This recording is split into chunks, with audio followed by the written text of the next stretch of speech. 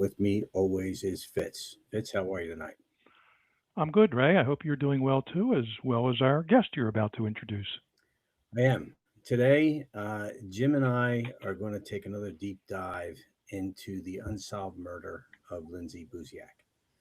Joining Fitz and me today is first responder, who was one of the very first people to step inside that house on February 2nd, 2008. Out of respect for her privacy and ongoing safety, we're just going to call her Lisa. Lisa, how are you? Hi, Ray. Hi, Fitz. I'm well, thank you.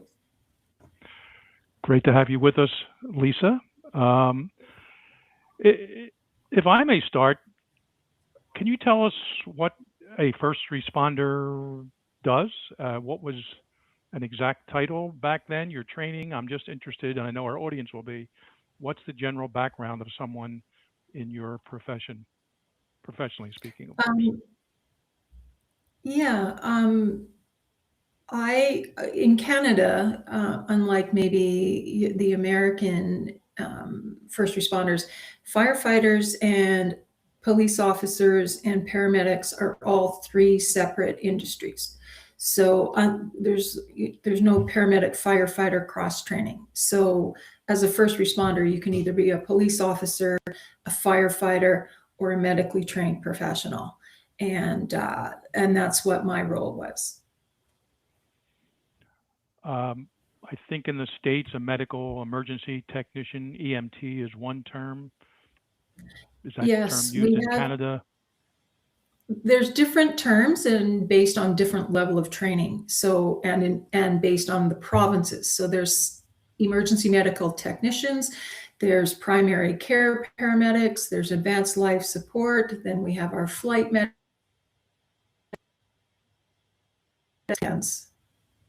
And so I was an emergency medical technician in Alberta and a primary care paramedic in BC.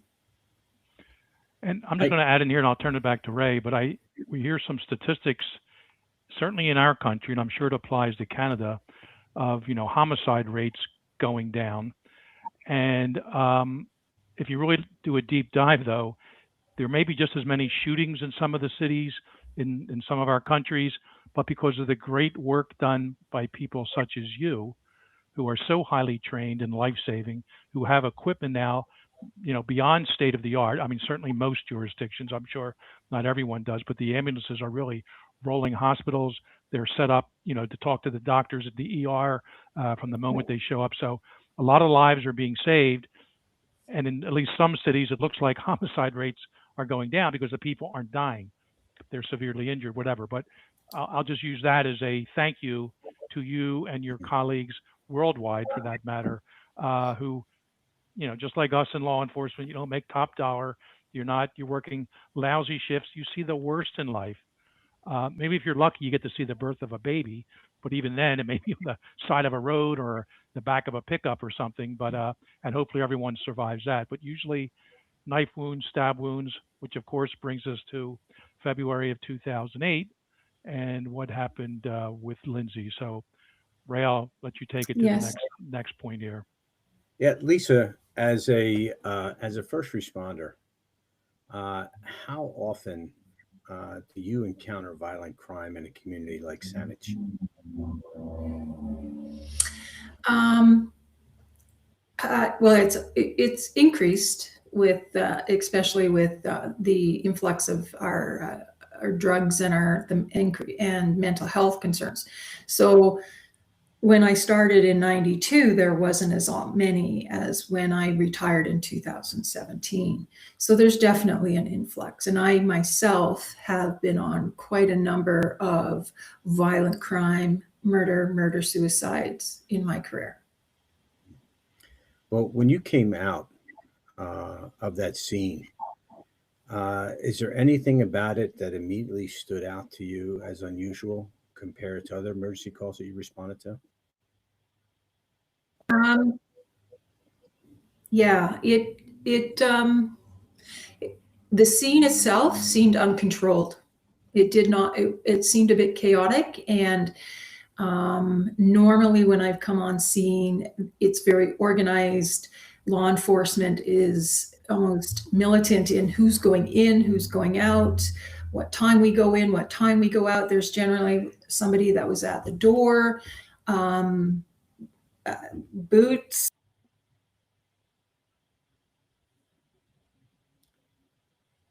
Did we lose Oh, Lisa? We did lose Lisa temporarily. folks, if you're listening live, stand by and See hopefully if we can she'll get this come back. corrected. And folks, if you are still listening, as a quick reminder, this is a homicide case, again, from February of 2008 in the town of Saanich, British Columbia, and it remains unsolved. And Lindsay was a real estate agent who had prearranged over the course of a few days with some phone calls to meet a couple at a certain house for sale in the town of Saanich. Eyewitnesses saw a couple outside the house, saw Lindsay pull up and go inside the house. And next thing you know, we're going to hear Lisa's part of what she saw. But the police showed up and there was a homicide, approximately 40 stab wounds to the body of Lindsay Buziak, who was, Ray, 24 years old at the time? Yes, that's correct, Jeff. Yeah. And back in January of this year, we had 4 episodes in a row revolving this case.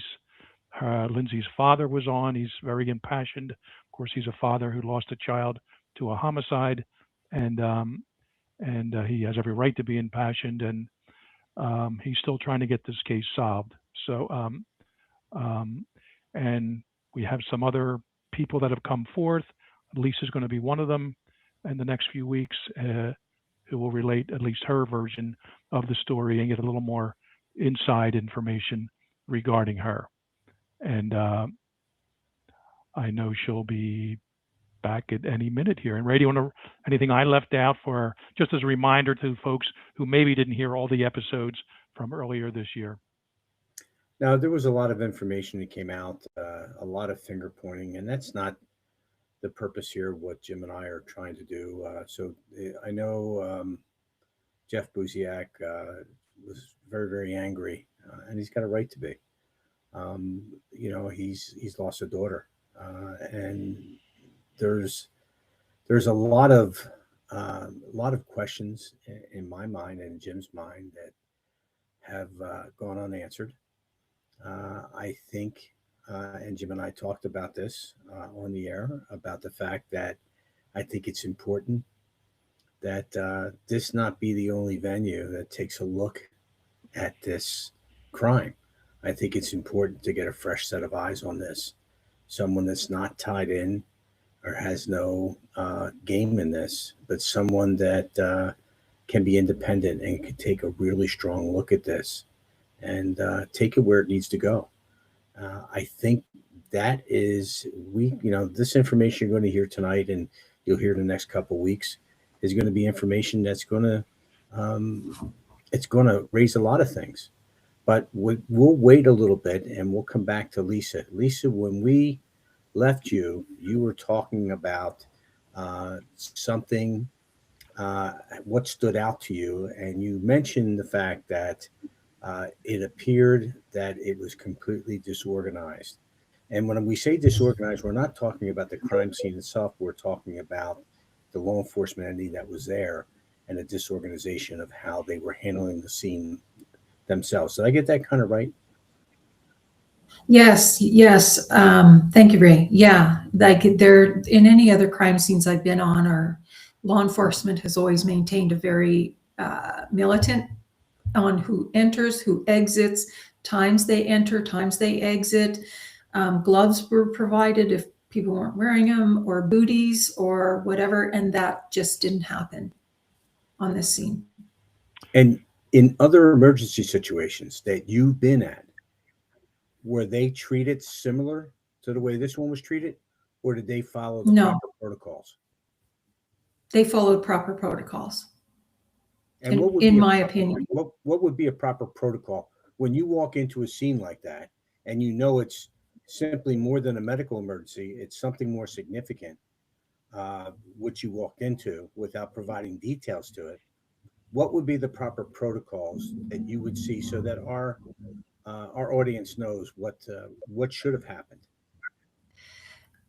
There's definitely one egress in that you go, and it is guided by the law enforcement, and one egress out. And it's not always the same, but there's always somebody at each egress, or when you're leaving, that will confirm when you leave. So there's no running all over. Like, I know one first responder walked through a flower bed and then had to go down later in the night to get his boot printed so that it wouldn't be perceived as a suspect's boot print in the flower bed. So that is what some of my observations. It was, and there was always you like a medical first responder or firefighter is always accompanied by a law enforcement for the most part. And And if you're I can just add, I'm sorry, if I Jim, can go just ahead. add here real quick, having been on crime scenes, and all three of us here have, valuable evidence, forensic evidence, fingerprints, footprints, markings you're just talking about, certainly DNA, they can all be very valuable in court. But the first thing a defense attorney is going to do, even an average defense attorney, they're going to try to criticize the collection means, the crime scene control and protection. And that's why everything you described, Lisa, is important to maintain. Egress, well, in order, ingress and egress, it could be two different ways. There's always a list that, of who walks in, their name, their badge number, whatever, firefighters, whatever, and that can all come back in court. And there have been cases, or at least evidence, thrown out at suppression hearings, pre-trial hearings, because the crime scene wasn't protected, as how you described most of the crime scenes you've been on, from what you're saying. With this one in Saanich PD somehow being the exception. So yeah, just to emphasize, you can find a great set of fingerprints or blood spatter, whatever it is, but if somehow the defense, and maybe legitimately so, can say, well, that could have been contaminated here, or this guy just came from some other crime scene and brought this in, he didn't put the booties on or the gloves, that can throw all that evidence out and it's lost. And if that's what happened here with the Saanich PD, certainly from what you're suggesting, and we've heard before, that's not very good practice or protocol. And it would come back to haunt in court. Hopefully they can explain that and get around that if and when it does ever come to court. Yes, yes.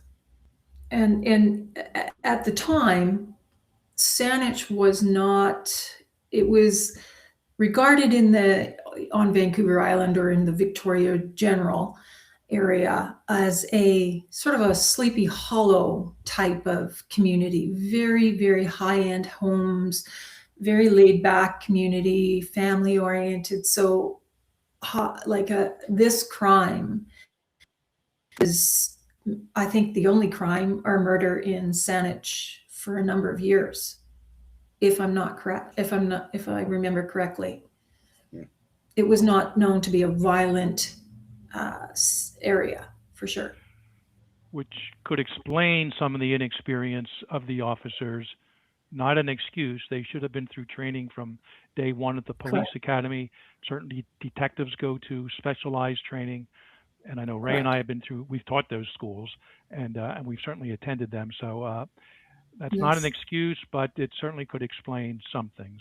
Ray? Yeah. Lisa, when as a first responder, your job when you get to a scene is to evaluate the victim. What indicators tell you how recently an attack may have occurred with that victim? We walk in and we do a scene assessment. As soon as we walk in, we look at the scene. We don't just tunnel vision straight onto the patient, because we want to make sure we're preserving that scene and what the environment is telling us as well. So we walk in and we read the room, as well as then we focus on the patient. And I think certain things where you look at the patient, the skin color of a patient, blood, usually you can see if it's pooled or it's thick or it's jellied. Can I interrupt you real quick? When you say skin color, you don't mean race. you mean any sort of a indicator of how long they've been dead, something like that? Yes. Thank you, Fitz. I should clarify. Yeah, the skin health, what color their skin is, like as far as if they're pale, mottled, do we see any mottling in the skin so we can see the blood has stopped pumping and settling? Yeah, things like that. So lip color, and just, we determine, again, with the scene assessment, are the windows open, are the lights are on? What are we walking into? Part of that scene assessment is for our own safety, but it is also to determine how we can best provide medical care to this person. I know in previous conversations you mentioned that Lindsay's body was still warm when you guys arrived, and in your experience, what does that suggest about the timeline between the attack and the emergency response of first responders? That I have to speak in general terms because I need to respect if this goes to trial, there's certain things I can and cannot discuss specific to this, but Okay. that would tell us how recent this person has expired, or when the injuries were first sustained. Yeah. Which is obviously very important for life-saving purposes, but also for Yes. if once life-saving is no longer a factor, because that's always priority number one for first responders. Police, firefighters, EMTs, try to save a life. Without getting into the details, it seems like that was no longer a priority by the time you got there, and it then became more of a homicide crime scene to then be protected. Is that a fair presentment of that scene? Yes, very much so. We can also come on scene and say there's obvious signs of death.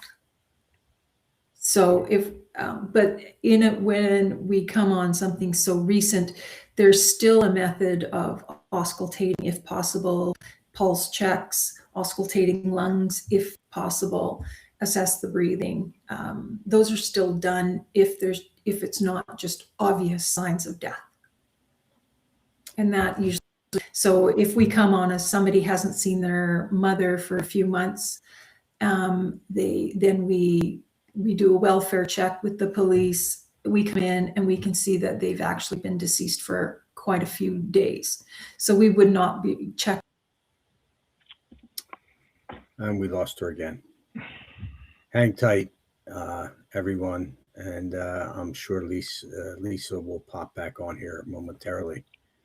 And what she was describing there, it's I've been on those welfare checks, and as soon as the door opens, you'll smell that somebody or something is deceased in there. So we don't have to get too graphic here.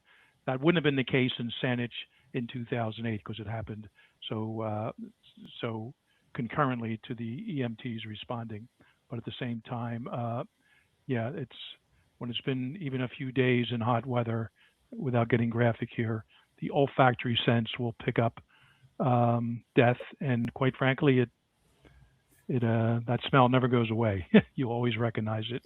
If even a dead animal along the side of the road somewhere, if you're walking or biking, whatever. So, yeah, these folks don't have an easy job, and I mean, like I said, they don't get called to the scene for happy baby births and things like that. They see the worst of life, and I'm sure they have some PTSD. I'm not saying Lisa does, but that they have to deal with over months and years, even well into retirement, from all the things you saw. Everyone learns how to handle that a little bit differently, or hopefully they learn. And but yeah, I know, Ray, that feeling too. Jim, you and I can discuss this a little bit and give your expertise. Let me ask you this. One of the more discussed aspects of this case is Lindsay's apparent lack of defensive wounds. in your experience, what you've seen over times, and I think Lisa's popping back on, what circumstances can lead to that type of presentation?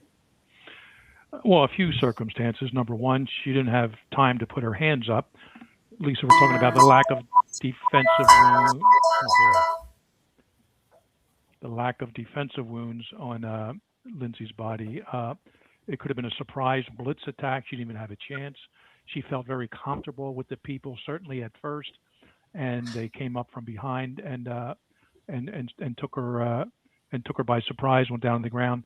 Didn't even have a chance because instinctively, you don't have to be a trained MMA fighter or in top self-defense conditioning. Our basic human nature puts our hands up in front of our face and our chest to protect ourselves when under attack. Sometimes it may work, sometimes not, but usually you'll see people with cut wounds on their wrist, their forearms, hands, whatever, fingers.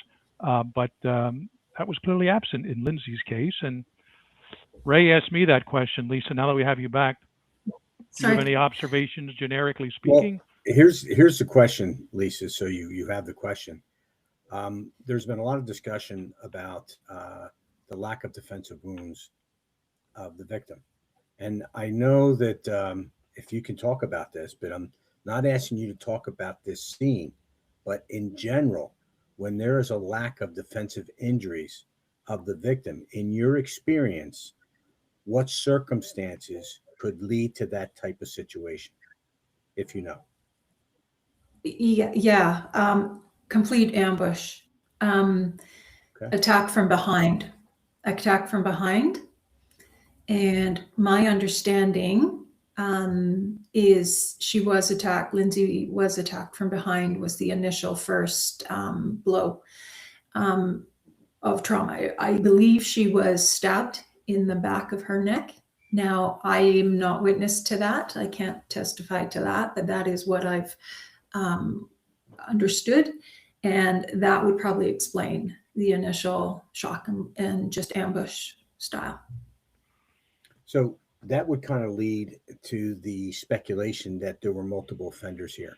When you look at the physical realities of the scene, Lise, what factors should investigators have been trying to examine to reach a conclusion such as that, if there were multiple offenders? Well, from the time of the ambulance got the call, and again, I'm going on a memory here, I don't have any of my documentation here, but it was around 10 after 6, and we arrived within, I think, 7 minutes. And by the scene, the amount of blood, and how fast the perpetrators are gone, I'd be surprised if there was not more than 2. Did you observe at the scene any trail that was leading as far as an egress out of a different door? I did not. Okay. From where I was, I did not. I know that a lot of people assume when you have extreme violence, such as what took place in the scene, that means there had to be multiple attackers, but that's not always necessarily true, correct? I wouldn't be able to say on that regard, but I do think that the more attackers, I think you would get more trail, more evidence left behind. And I think when I left, I was stunned to think, and we all have seen the image of that female wearing that very unique dress that was very vivid, how that person would be able to leave a very high community and not be seen covered in blood. Yeah, that's what struck you about that? I mean, I find it amazing that whoever committed this crime was able to exit that suburban neighborhood without drawing any attention. Exactly. So did they drive there? Did they take a taxi? Ubers weren't around at that time. So I think it was just taxis, or was there a car rental? How did they get, it's like I said, it's a family neighborhood. And It baffled me. It baffled me and my partner, and we talked about it. Like, how did that happen? Yeah. Lisa, can I back you up a little bit Sure. to the very genesis of that call? Were you in your ambulance? Were you in a facility somewhere? Did a call come by phone, over the radio? And what was the exact call that was put out, to the best of your memory? How were they describing Well, to what you were um, responding? so I was in the ambulance had its own little ambulance station at the time in that area, and the day shift crew were there, and I arrived, and then my partner arrived. So obviously we try to relieve the previous crew, give them a few extra minutes to get home early. And then the phone rang, because we called it the bat phone, a red phone on the wall, just I think it was Adam 12, like Adam 12. And came and to the ambulance bay and said, "We got to go. We've got a murder." It actually And came over that is as a murder? I don't know what dispatch told my partner, but my partner came into the ambulance bay, said, "We got to go. We have a murder." Interesting. Okay, so that was determined, and nothing wrong with that. And I mean, the very first responders made an assessment. It turns out they were correct, and so it came out as a murder, not just a stabbing victim or a victim who's heavily bleeding. The final autopsy opinion or medical examiner's opinion was cause of death, murder.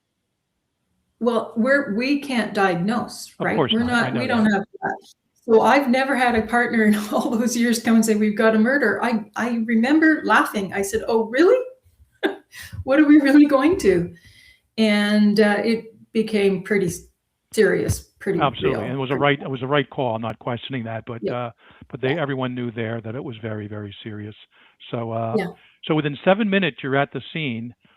Do you still walk in the door? I assume you're carrying your a bag or some kind of a medical case with you, and oxygen medic bag. Yeah. Post haste, you walk in, and the door is open. I think you already said this, but now let's walk it in real time. Was there anyone standing at the door greeting you, so to speak, to come in? There was a law enforcement just outside the front door, and the garage doors were open, and there were a couple people in and out of the garages. And you were then escorted, I believe, to the second floor, was it? Second floor.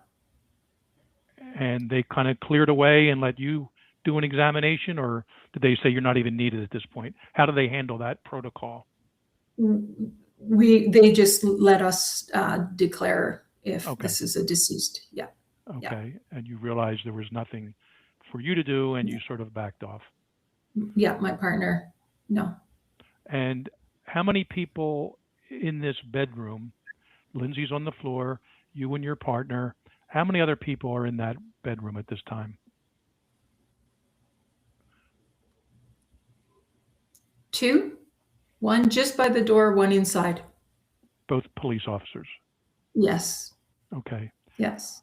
And there were police officers in the house all over, though, inside. Okay, you mentioned outside the front door. Could you give an approximate number of how many downstairs, and if anyone else other than police officers were in the house at that point? No, there were no other people. Okay. No other first responders. I would say there was I saw in total probably 6 law enforcement, maybe 5, that I can remember. Uniform or plainclothes, so to speak? Uniform. Okay, so no detectives there yet at this point? Nope, not that I saw. Okay. That's a lot of people to be walking about a crime scene and contaminating it. Now you're right, Ray. They did want to clear the house, I'm sure. And it wasn't a small house. They have to go room to room, make sure, number one, there's no other bodies, make sure, number 2, the bad guys aren't still there. So I'm okay with that part initially. And they're going to go room to room, clear, opening up closets, looking under beds, big hutches, things Agreed. like that.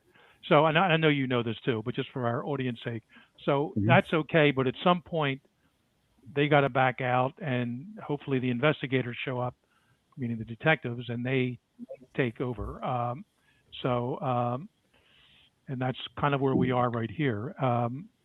Yeah, we would not be, we don't ever go into a scene of a violent crime unless it's already been cleared. So we course. wouldn't be in there at the same time. Of course.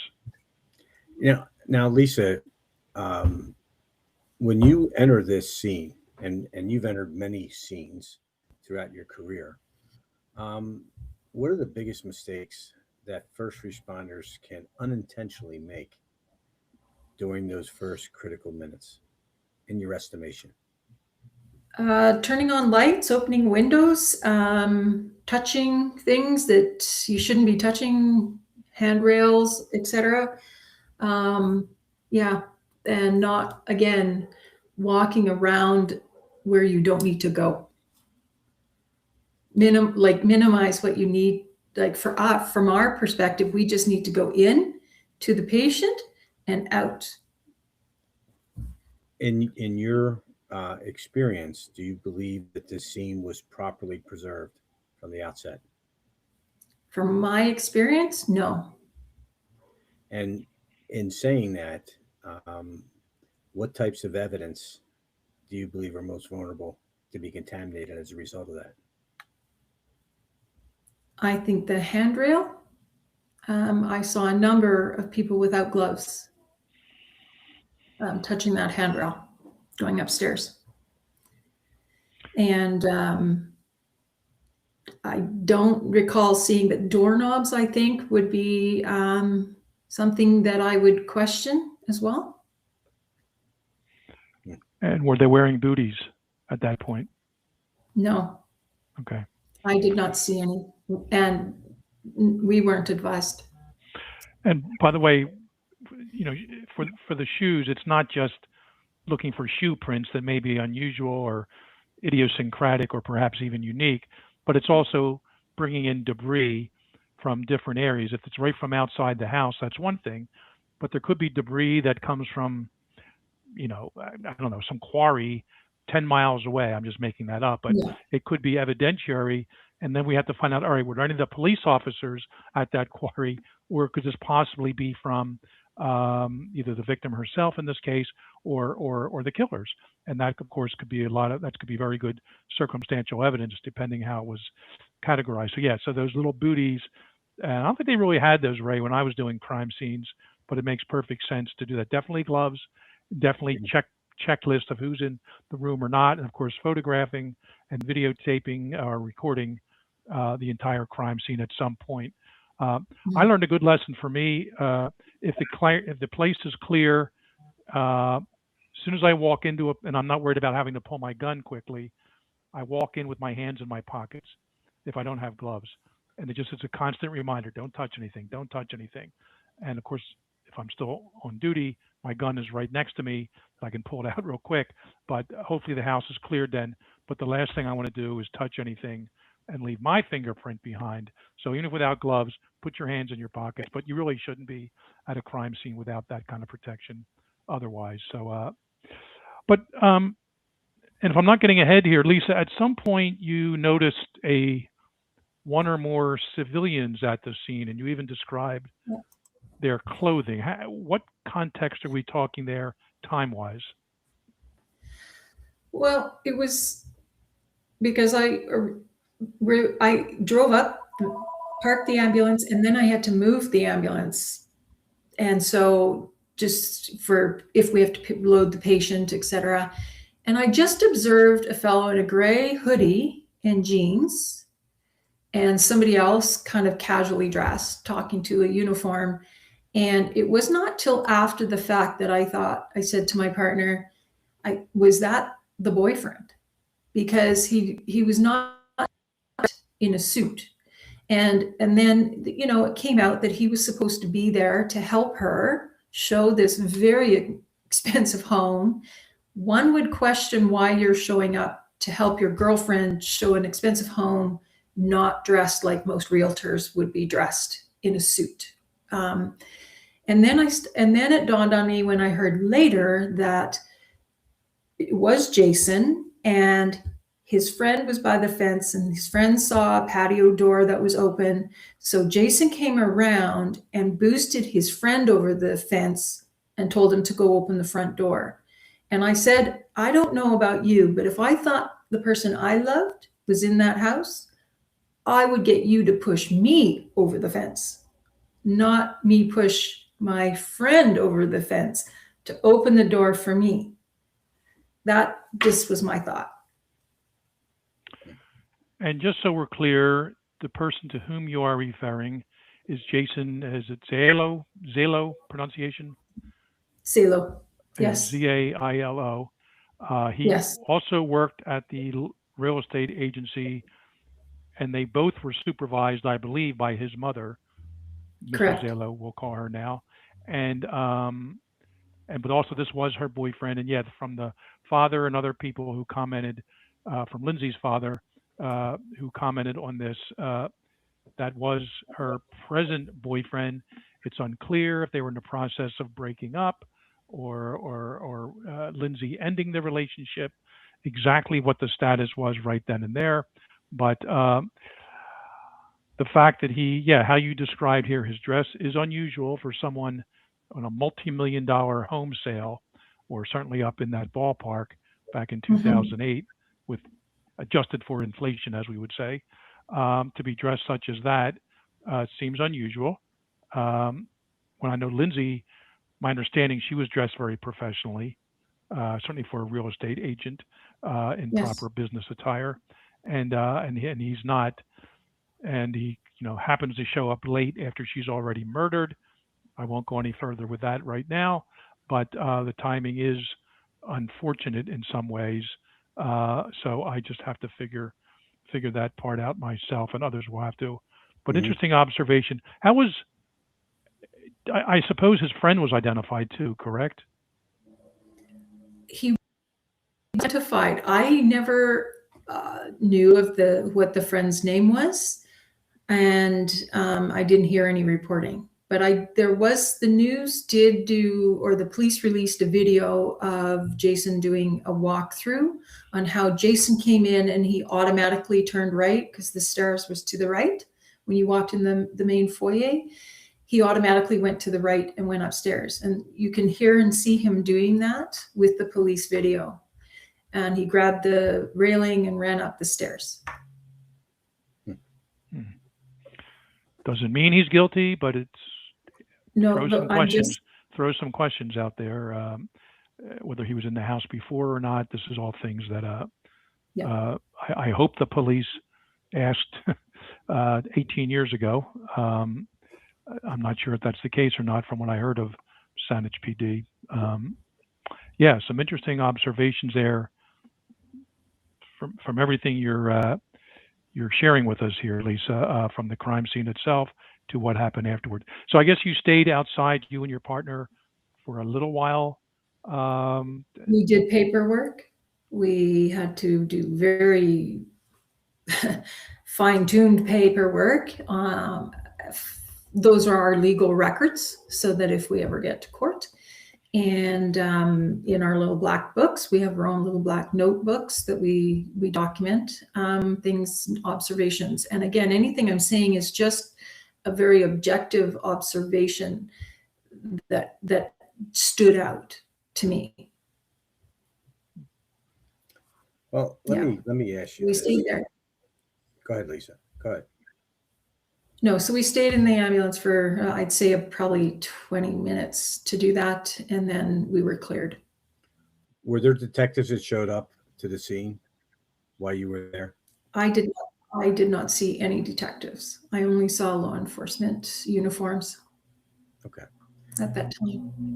It's been almost 20 years. Why does this case still kind of stay with you? It stays with me and others that I am in first responder world and the community, because I think what's frustrating is that it feels closed. It feels like a closed case. And honestly, I think a fresh set of eyes to come in and start from the very beginning, because she was a young woman who was brutally murdered at work, just doing her job. And the impact it had on that community was profound. It was profound. And let me just remind our listeners, there's no motivation that's been identified to this point. She wasn't sexually assaulted. She wasn't robbed.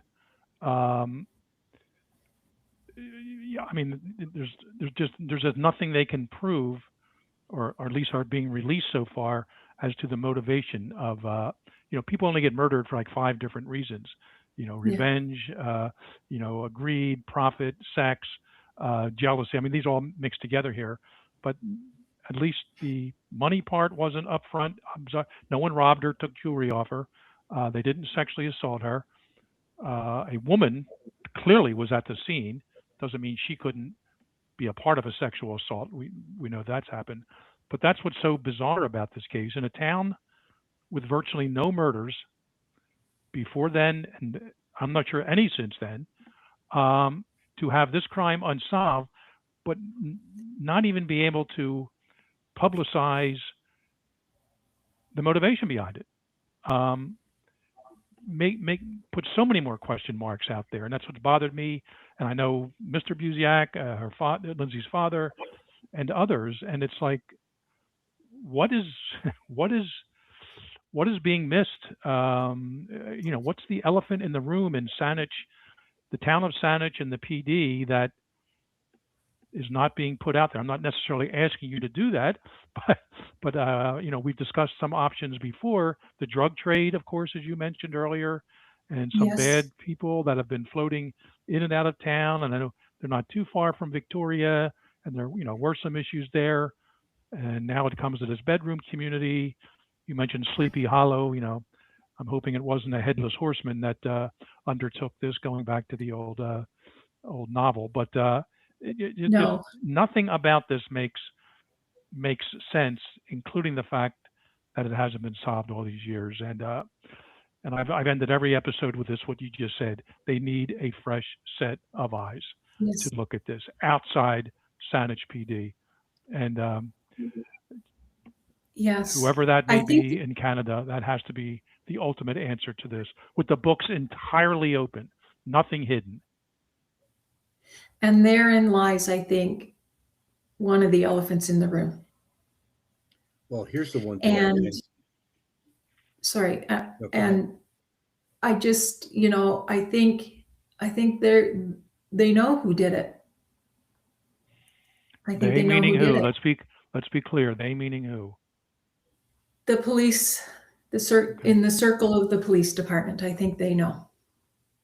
And for reasons that they will never make this a cold case or let another.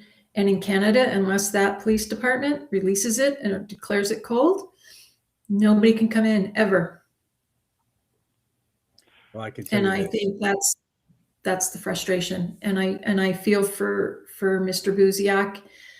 I think he's a broken-hearted father and frustrated, and everybody's frustrated.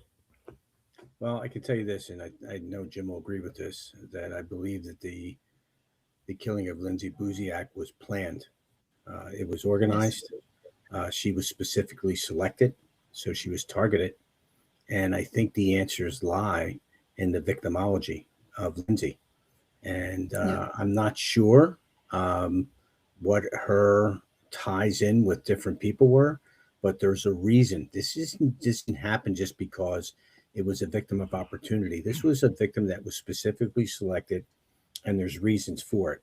And I believe they have an idea of what the reasons are. Maybe they just haven't made them public. Maybe they don't have enough. I don't know. I don't know what it is, but that's why. And Jim and I have said the same thing over and over again, that they need a fresh set of eyes on this. Someone that's unbiased, that's not tied in anywhere into Saanich, that they have no dog in the fight here, and that wherever the truth goes, it takes them. Here's a question for you, Lisa. What would you want Lindsay's family to know about the efforts of you and your partner and other first responders who arrived that first day? How would you want them? What do you want them to know about that?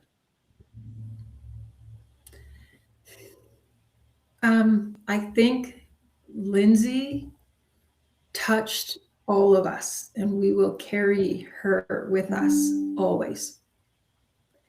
And then from my understanding and my experience, it was fast. Whether that brings relief or peace, I don't know how a family member can feel that. I wish there wasn't such darkness around this or fear of safety for people who know things. But there is an answer, and she deserves an answer. And I can tell you by the looks on everybody's face that day, that was a hard, and that is a call that we'll take with us always.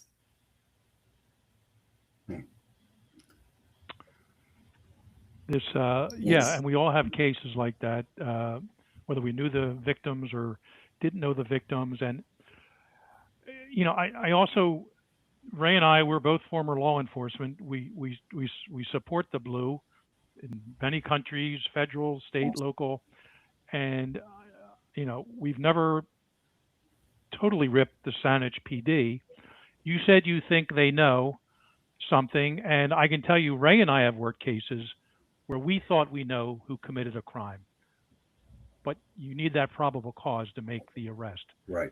So I'm willing to perhaps give that mindset to the Saanich PD, and they are keeping certain things close to the vest. Yes. But I'll tell you what, we're about a year and a half from the 20-year anniversary of this. My experience is, and they could do this tomorrow, but if they want to really get their ducks in line and get every DNA sample set off, wherever. But I think at the 20th anniversary and leading up to that, at that point when a case remains unsolved, you got to put everything out there. Yes. And let the public become aware of it and say, hey, this is now what we have. We need help. It's been 20 years. I'm sure all the original investigators have long retired, or at least in the last 5 years or so. And with fresh eyes and this new agency, RCMP, British Columbia Provincial Police, whomever, someone come in and just work this thing from the bottom up with every single document that can be turned over to them. Re-interview people. A lot of allegiances change after 20 years. Like, who was the tough guy back then? Maybe he's in prison now. Maybe his son's facing prison time. Hey, help us out with this case from 2008. Maybe we'll help your son out with his BS drug case or something. So I'm throwing a lot of stuff out there now. And I know, Ray and I have had these discussions over real cases when we were working them in our FBI days of how you can approach these matters after 5 or 10 or 20 years like we're coming up on in the Buziak case. So, but I appreciate you saying that and the personal element this brings to you. And that says a lot. This wasn't just a job for you. You weren't just punching a clock in the beginning or end. I'm sure there are other sad elements.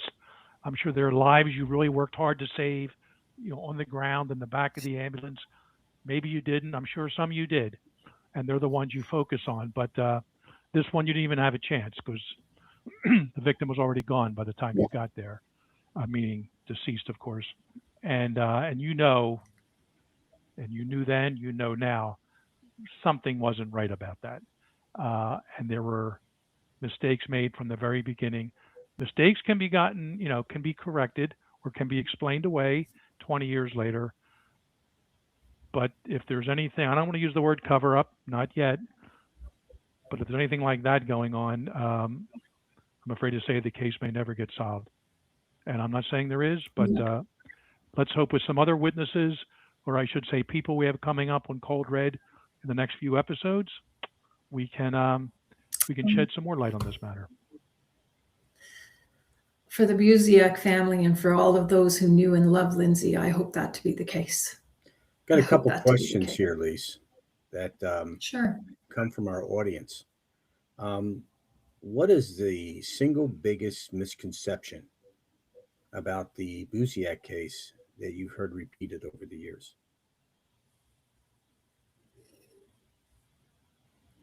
Misconception? In other words, BS. I'm being kind by saying misconception. If you can discuss Yeah. that. If you can discuss. Yeah, I'm trying to figure out a way to word what I think a big misconception is that the boyfriend did it, that Jason did it. Okay. Hands-on did it. Hands-on did it. And to be clear, that's a misconception to you. Correct. That is a misconception to me. Okay. I am Despite how I he am was dressed that day and that we talked about earlier, Yep. you don't think he was the one holding the knife? I do not think he was the one Okay. holding the knife. Okay. Is it possible he knows who held the knife? You don't even have to answer that. Of course, that's possible, and that's where and that's what hopefully the police can have records of from the past or have records from in the future that could possibly help in that regard. I mean, he may be afraid too. Yes. I'd love. Yeah, that was what I was just going to say, Fitz. I think he may be afraid too. I think in that circle, and when we talk about the drugs, Victoria has this, and I think it was Jeff Buziak that said Victoria is known to be for the newlywed or the nearly dead. And, you know, Victoria, the downtown of Victoria, was a big stabbing city. We didn't have a whole lot of gunshots in my time there, but there was some violence. And, you know, if I would go out socially with friends, they would be oblivious, but I'd be sitting watching something and they'd go, "Why are you so tense?" I go, "That doesn't look right over there, that guy and that girl. I think he's going to slip her a drink, something in her drink." And she goes, everybody would say, "It's Victoria. It's not Vancouver. It's not Detroit." And I'm like, you would be surprised. The drug trade is bigger than people think. And with the drug trade comes money, and comes trouble sometimes. And I think that's a circle that I'm convinced they're investigated. But there's some bad names that are out there for sure.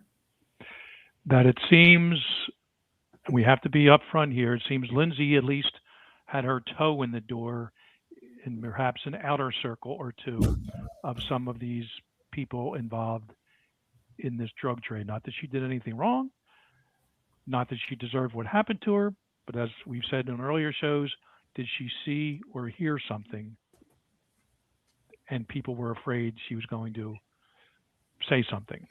And Correct.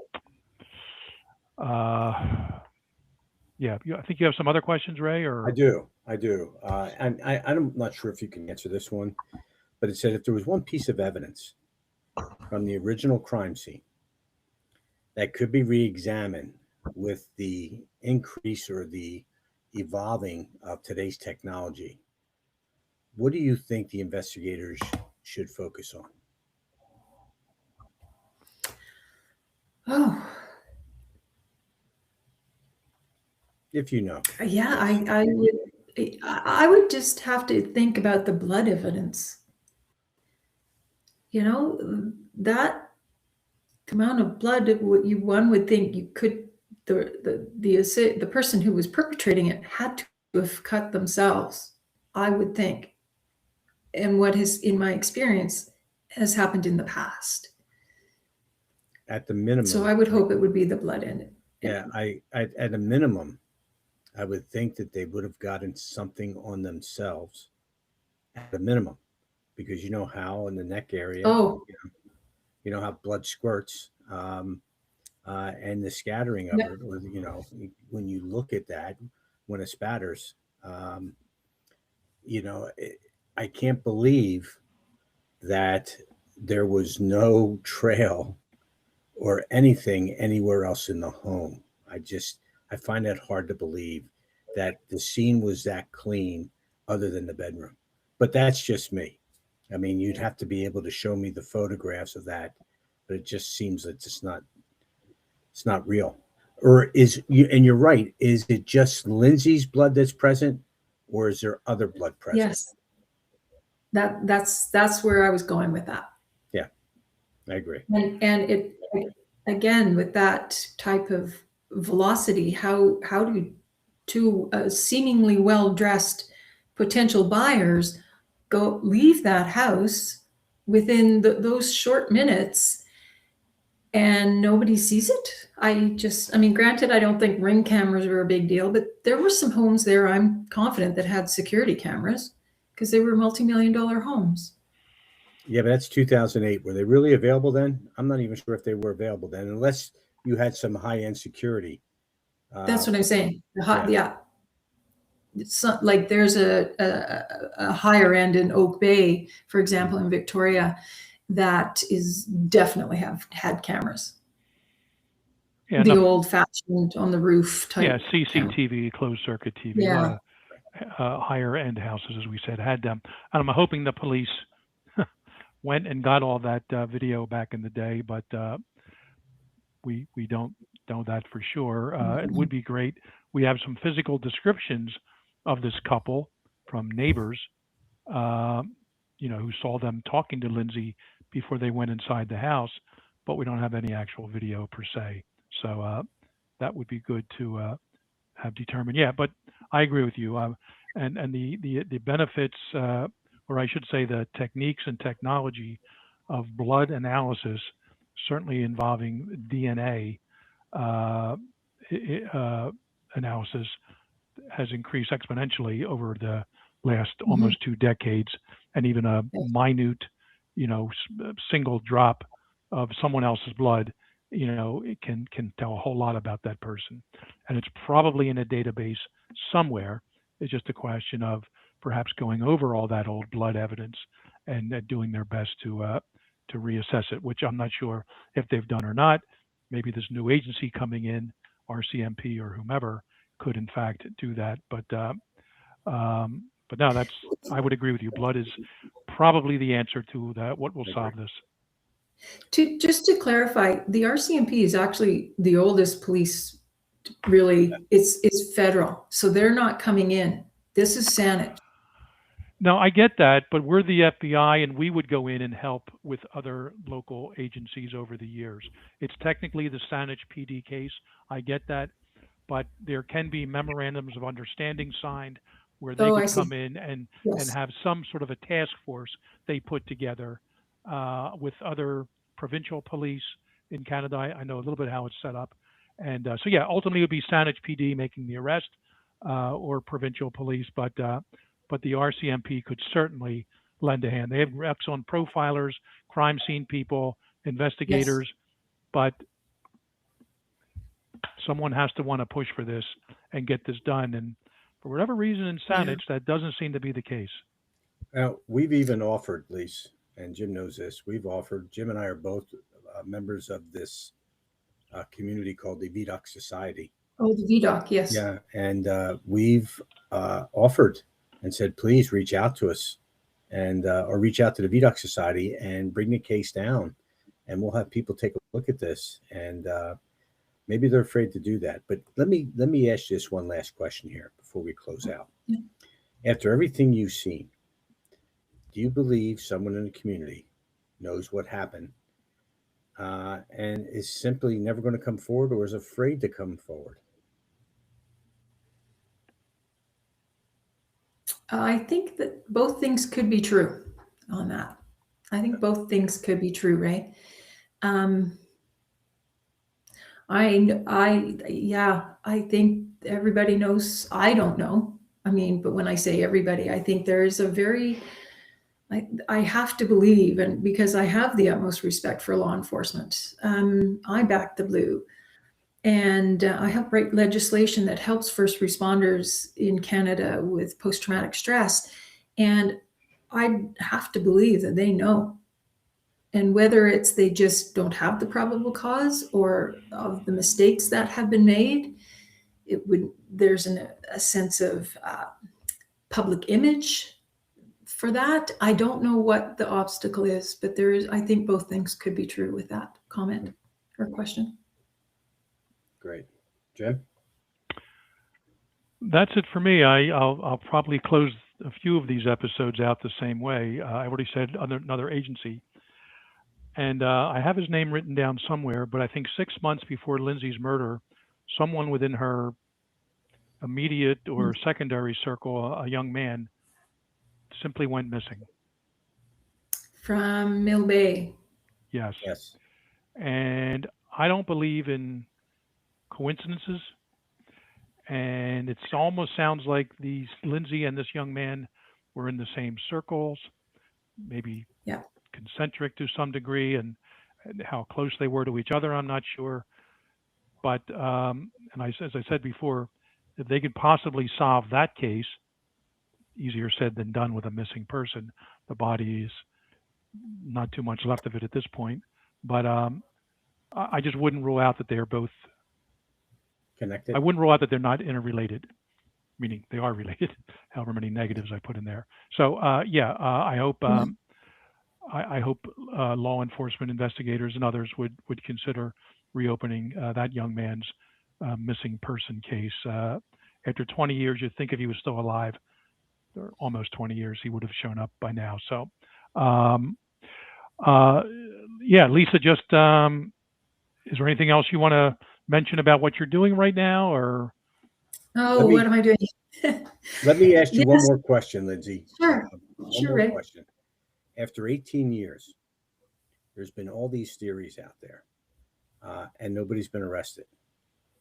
What do you believe that people should remember the most about Lindsay Buziak?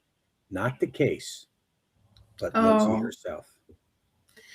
I think she was a beautiful young woman just starting her life in a career that could have taken her anywhere.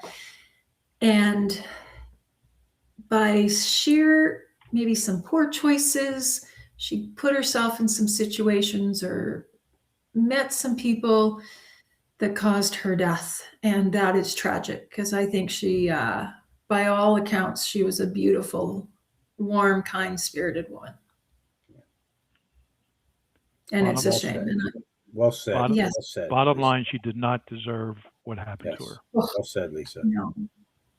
And I'd hoped, I as somebody who tries to, if I've come across something that's been a terrible situation for myself, I try to make it better for the next person. And if anything, I would like to know or see more supports, or I'm not, because I am not living in BC anymore. What female realtors, vulnerable realtors, do for security so this never happens again? Because there has been a couple cases that I have heard similar, but not to this degree. Same in the U.S., certainly with rapes and murders with women real estate agents. Ray, final words, and I'll take us out.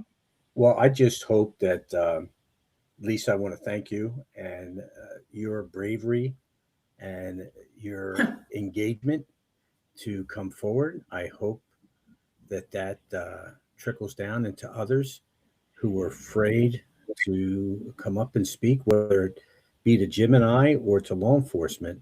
I hope that finds a fire in their belly and makes them come forward, that may be able to help solve this case for both Lindsay, Jeff, and his family, and everybody else that is really, really held on to this. Yes, because she still lives on, and thank you for that, Ray. And I do believe that, and people advised me not to come on, but at the same time, I think it's kind of like everybody's scared to dance at a wedding, but it takes that one couple to get up there and start the dance, and then everybody joins on the dance floor. Let's all get on the dance floor and let's solve this for Lindsay. Well, you've never seen Jim dance on a dance floor, so you got to be careful with that. It's almost Father's Day, and Ray incorporates dad humor years around. Yeah, there you go. Well, so that's what he does. Anyway, And yeah, I echo everything Ray said, except that last comment, and about you. And thank you again thank you. for joining us here. It took some bravery on your part, and I'm glad you listened to your inner conscience, as you said, I think earlier, and as opposed to some of the people who try to discourage you from joining us. And whether we help resolve this case or not, I don't know. It's going to be other people north of the border from us that eventually have to bring this whole matter to an end and get the closure to the family members that they deserve. Folks, thanks again for listening to this episode. This, can I just say that yeah, go ahead. For the last 18 and a half years, I have, obviously, is being Father's Day. I think of Jeff Buziak every Father's Day. Yeah. And every February, and when he does the walk. And I did do the walks in Victoria quietly. Nobody knew. And so to all the fathers out there, happy Father's Day. Happy Father's Day to Jeff. I agree with you. Yeah, Happy Father's Day to all. Ditto, Jeff, if you're listening.